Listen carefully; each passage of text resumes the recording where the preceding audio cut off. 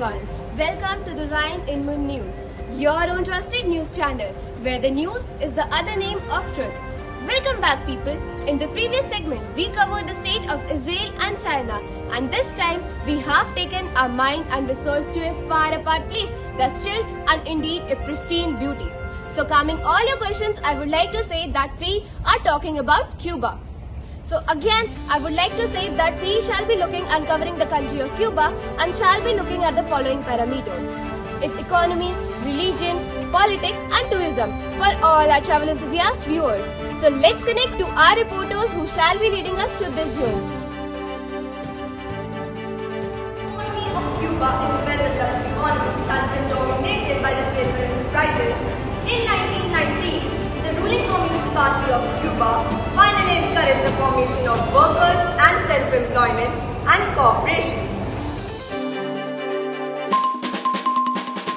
In 2010, the free market Act, along with private property and foreign direct investments, were granted by the Cuban Constitution in 2018. Foreign direct investment has been highly increasing since 2018 in Cuban economic sectors. Cuba ranked 83rd out of 191 other countries in Human Development Index in high human development category. Despite the constitutional provision for the religious freedom, the practice of religion in the Cuba remains heavily restricted by the state.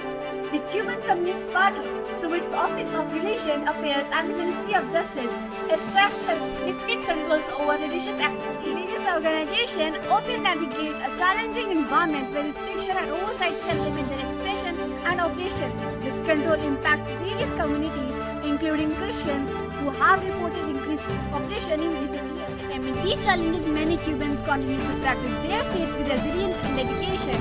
The persistence of religious communities in the Cuban highlights their enduring strength and ongoing quest for religious freedom and human rights. The evolution of Cuba's political system, with a focus on increasing citizen participation in decision-making, is a complex and multi-phase process that needs to be understood with its historical context. Cuba has had a socialist system since 1961 based on one state, one party principle.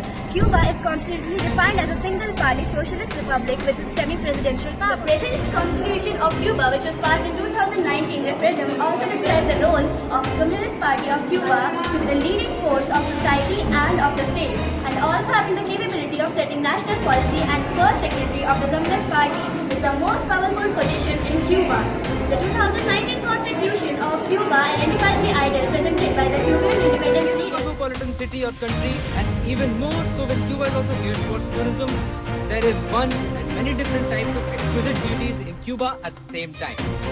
Tourists can take away a completely different impression of the island, and anything they see shall be real. Depending on the type of tourism they try to engage. A large number of tourists who arrive in the island on a package holiday, which are organized by official tour operators who provide them with the best and most sophisticated accommodation available. They can visit lots of interesting historical and cultural sites as part of this package holiday, enjoy beautiful beaches bathed by the Caribbean Sea, and engage in sports and medical tourism. I can never thank or give enough tokens to all our meticulous reporters for covering this so clearly. With this, we come to an end of today's special segment. Till the next time, speak for the right, search for the right, and choose the right. This is Ryan Inman News with your favorite anchor signing off.